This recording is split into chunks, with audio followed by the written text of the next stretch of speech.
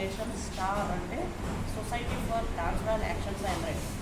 ఎవరైతే అమ్మాయిగా పుట్టి అబ్బాయిగా చేంజ్ అయ్యారో వాళ్ళ గురించి మేము పనిచేస్తాము. 2014 నాల్సా జడ్జిమెంట్ వచ్చిన తర్వాత ఎల్జిబిటిక్యూలో టీ తీసుకున్నారు. టీ వచ్చేసి only transgender women, transgender man. So ఇద్దరిని తీసుకున్న తర్వాత సుప్రీంకోర్టు తీసుకున్న తర్వాత 2019లో మన ట్రాన్స్జెండర్ చట్టం రావడం జరిగింది. 2019లో చట్టం వచ్చిన తర్వాత చాలా ఫైట్ చేసిన తర్వాత ట్రాన్స్జెండర్ రూల్స్ వచ్చాయి. 2021 రూల్స్ వచ్చిన తర్వాత అన్ని స్టేట్లలో ట్రాన్స్జెండర్ వెల్ఫేర్ బోర్డు నడుస్తుంది. బిల్ ప్రజెంటేషన్ చేస్తున్నారు, ట్రాన్స్జెండర్ ఐడి కార్డు ఇస్తున్నారు, సర్వే జరుగుతుంది, ఎవరికి ఏం ప్రాబ్లం ఉందని జరుగుతుంది. అయితే మా ప్రాబ్లం అంతా ఆంధ్రప్రదేశ్ పైన ఇక్కడ ఉన్న ట్రాన్స్ ఉమెన్స్ కానీ ట్రాన్స్ మ్యాన్స్ కానీ ఇప్పటి వరకు సరి అయిన సర్వే ఒకటి జరగలేదు. అందులో భాగంగా సర్వే జరుగుతూనే మేము ఎంత మంది ఉన్నామని తెలుస్తుంది. సో అది జరగడానికి మేము ఒకటి గవర్నమెంట్ని నిన్న మినిస్టర్ అంజనేయ సార్ గారిని మీట్ అయ్యాము. వాళ్ళు ప్రామిస్ చేశారు అన్ని రకాలు మిమ్మల్ని ముందు తీసుకెళ్తామని. సో ఇక్కడ విషయం ఏంటి అంటే రూల్స్ రెగ్యులేషన్స్ సుప్రీంకోర్టు చేసిన తర్వాత సెంట్రల్ గవర్నమెంట్ నుండి స్టేట్ గవర్నమెంట్ని ఫార్వర్డ్ అయిన తర్వాత కూడా ఇంకా ఎవరు ఇంకా ఎక్కడున్నారు, ఇంకా ఎందుకు బయటికి రావట్లేదు అనేది ఒక ప్రశ్నగా మారింది. సో ట్రాన్స్జెండర్ ఐడి కార్డ్ ఇంకా డిజబిలిటీకి ఎలా ఐడి కార్డు ఇస్తారో ట్రాన్స్జెండర్ కూడా అలాగే ఐడి కార్డు ఇవ్వాలి. అది డిస్ట్రిక్ట్ కలెక్టర్ ఇవ్వాలి. సో డిస్ట్రిక్ట్ కలెక్టర్ కూడా ఈరోజు ట్రాన్స్జెండర్ ఐడి కార్డు ఫస్ట్ పేరు సెకండ్ పేరుతో ఈరోజు చాలా వరకు ఎవరికి ట్రాన్స్జెండర్ ఐడి కార్డు కావట్లేదు.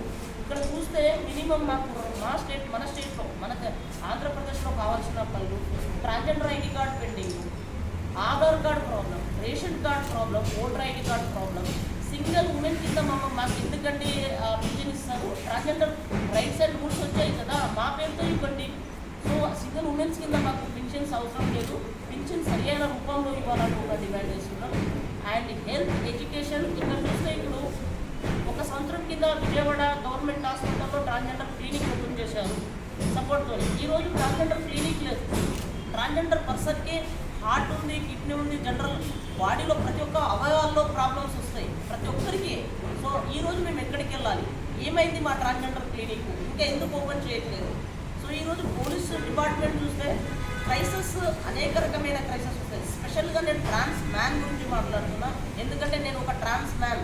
నేను పుట్టినప్పుడు ఒక అమ్మాయిగా పుట్టి ఒక అబ్బాయిగా చేంజ్ అయిన ఈ సమస్యలు ఎలా ఉంటాయంటే ఇంట్లో సరిగా ఉండలేరు, బయటికి వచ్చిన తర్వాత మాకు ఒక సెంటర్ అనేది ఉండదు, పోలీస్ స్టేషన్కి వెళ్తే మిస్సింగ్ కిడ్నాప్ కేసెస్ వస్తున్నారు. ఇలాంటి సిచ్యువేషన్ని రూల్స్ వచ్చిన తర్వాత కూడా ఇంకా ఈ హరాస్మెంట్ ఇంకా జరుగుతూనే ఉన్నాయి. సో సాధారణంగా ఈరోజు జనరల్ పీపుల్కే న్యాయం దొరకట్లేదు. ఈరోజు మన దేశంలో అనేక రకమైన ట్రాన్స్జెండర్స్ వాళ్ళు వేరే వేరే ప్రాంతాల్లో లాయర్ అయ్యారు, జడ్జి అయ్యారు, ఈరోజు టీచర్స్ అయ్యారు. ఎంతోమంది ఎడ్యుకేషన్, నేను BA చేశాను, కొంతమంది ఎడ్యుకేషన్ చేసిన అక్కడే ఉండిపోతున్నారు. ఎందుకంటే రూల్స్ రెగ్యులేషన్స్ వచ్చిన తర్వాత కూడా మేము ఈరోజు బయటికి రాలేకపోతున్నాం. ఎందుకంటే మళ్ళీ ఇక్కడ స్టేట్ గవర్నమెంట్ వచ్చేసి మా ట్రాన్స్జెండర్ వెల్ఫేర్ బోర్డు ఏముందో ఆ బోర్డులో trans man and trans women ఇష్యూస్ని హైలైట్ చేసి ఇంకా పట్టించుకోవడం లేదు, మాట్లాడడం లేదు అనేసి మాదొక ఈరోజు హైకోర్టు అండ్ సుప్రీంకోర్టు ఏం స్పెషల్గా ఈరోజు డిమాండ్స్ 2014 నాల్సా జడ్జిమెంట్, 2019 ట్రాన్స్జెండర్ చట్టం అండ్ 2021 రూల్స్, అంటే ఇది చేయాలి 30 రోజుల్లో చేయాలి అనేసి ఒక రూల్స్ ఉంటుంది. ఈ రూల్స్ కూడా మేము నిన్న మాట్లాడిన ఆధ్వర్యంలో దీన్ని ఫాలో చేస్తామని చెప్పారు. ఈ 2021 నుండి చెప్తూనే ఉన్నారు, ప్రతి గవర్నమెంట్ ఇదే చెప్తున్నారు, ఇది చేస్తాం అది చేస్తామని. కానీ మీరు ఏమీ చేయకండి.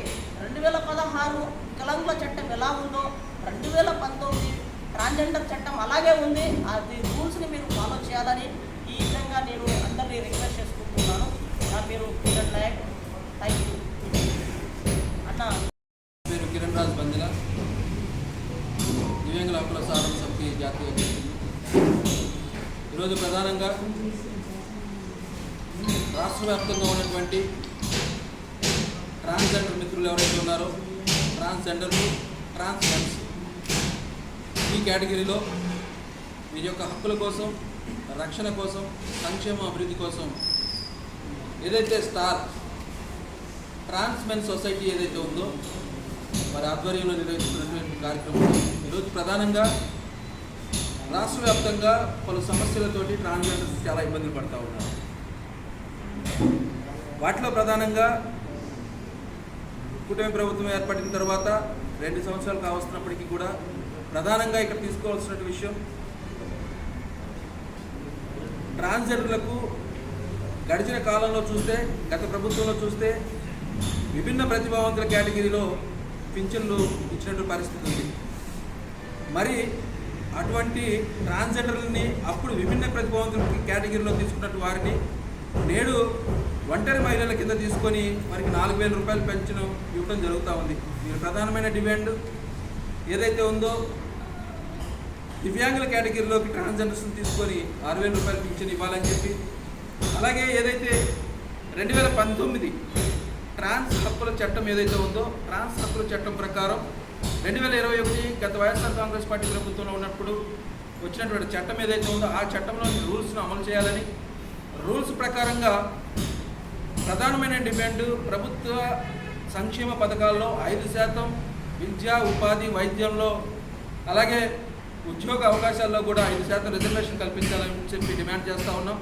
మరి ముఖ్యంగా ఒక ప్రత్యేకమైనటువంటి సర్వే రాష్ట్ర వ్యాప్తంగా ఒక ప్రత్యేకమైన సర్వే ఏర్పాటు చేసి ఆ సర్వే ద్వారా రాష్ట్ర వ్యాప్తంగా ఎంతమంది ట్రాన్స్జెండర్స్ ఉన్నారు, ఎంతమంది ట్రాన్స్మెన్స్ ఉన్నారు, వారందరికీ కూడా ఒక సర్వే ఏర్పాటు చేసి ఒక స్పెషల్ డ్రైవ్ ద్వారా వీరికి ట్రాన్స్జెండర్ ట్రాన్స్మెన్ ఐడి కార్డులు ఇవ్వాలని, ప్రత్యేకమైన గ్రీవెన్స్ ఒకటి ఏర్పాటు చేయాలి. వారంలో ఒకరోజు ప్రత్యేక గ్రీవెన్స్ అనేది ప్రతి జిల్లా కలెక్టర్ వారి కార్యాలయంలో వీరి యొక్క సమస్యలు చెప్పుకోవడానికి ఒక గ్రీవెన్స్ అనేది ఏర్పాటు చేయాలని చెప్పేసి అడుగుతూ ఉన్నాం. అట్లాగే ముఖ్యంగా ఏదైతే రాష్ట్ర వ్యాప్తంగా ఉన్నటువంటి అన్ని ప్రభుత్వ వైద్యశాలలో ట్రాన్స్జెండర్ల కోసం ఒక ప్రత్యేకమైనటువంటి క్లినిక్ని ఏర్పాటు చేయాలని చెప్పేసి కోరుతూ ఉన్నాం. అందులో భాగంగానే గడిచిన కాలంలో ఏదైతే విజయవాడలో కూడా ఏర్పాటు చేసినటువంటి ట్రాన్స్జెండర్ క్లినిక్ కూడా ఇప్పటికీ పని చేయటం లేదు. ఖచ్చితంగా దాన్ని పరిశీలన చేయాలి. అలాగే ఏదైతే వైఎస్ఆర్ కాంగ్రెస్ పార్టీ ప్రభుత్వంలో జగన్మోహన్ రెడ్డి గారి నాయకత్వంలో ట్రాన్స్జెండర్ ప్రొటెక్షన్ సెల్ తీసుకురావడం జరిగింది. ఆ ట్రాన్స్జెండర్ ప్రొటెక్షన్ సెల్ యొక్క ముఖ్య ఉద్దేశం రాష్ట్ర వ్యాప్తంగా ఉన్నటువంటి మహిళలకు ఏ రకంగా అయితే మహిళా ప్రొటెక్షన్ సెల్ ఉంటుందో పోలీసు డిపార్ట్మెంట్ ద్వారా, అలాగే ట్రాన్స్జెండర్లు కూడా ఒక ప్రొటెక్షన్ సెల్ తీసుకురావడం జరిగింది. ఆ ప్రొటెక్షన్ సెల్ ద్వారా ట్రాన్స్జెండర్లకు ఒక బలమైనటువంటి ధైర్యం, భరోసా దొరికింది. ఆ యొక్క ట్రాన్స్జెండర్ ప్రొటెక్షన్ సెల్ నేడు పారదర్శకంగా పనిచేయాలని, పోలీసు వారు కూడా ట్రాన్స్జెండర్లకి ట్రాన్స్ ఉమెన్ల మధ్య ఒక సత్సంబంధాలు కలిగి మంచి కౌన్సిలింగ్ ద్వారా వారిని మంచి నడవడికతో నడిపించడానికి సహాయ సహకారాలు అందించాలని ఇలా ప్రధానమైన డిమాండ్స్ తీసుకొని ముందుకు రావడం జరిగింది. దానిలో భాగంగానే అధికారులు కూడా కలవడం జరిగింది. గౌరవ ఏదైతే ప్రిన్సిపల్ సెక్రటరీ గారిని కూడా నిన్న కలవడం జరిగింది. వారు కూడా సత్వరమే ఈ సమస్యలు పరిష్కరిస్తామని తెలియజేశారు. మేము అది ఒకటే అడుగుతా ఉన్నాం, ఈ సమాజంలో ట్రాన్స్జెండర్ల యొక్క హక్కుల కోసం ప్రభుత్వాలు పనిచేయాలని చెప్పేసి కోరుతూ ఉన్నాం. ఈ విధమైనటువంటి చర్యలు తీసుకుంటూ ట్రాన్స్జెండర్లకు కూడా ఇల్లు స్థలాలు, ప్రత్యేకమైనటువంటి ఇల్లు స్థలాలు కేటాయించి వారికి కూడా ప్రతి ఒక్క దానిలో కూడా సంక్షేమ పథకాల్లో ప్రభుత్వం ద్వారా వచ్చేటువంటి ప్రతి ఒక్క దానిలో కూడా అవకాశాలు కల్పించి వీరిని ఆదుకోవాలని చెప్పేసి కోరుతూ ఉన్నాం.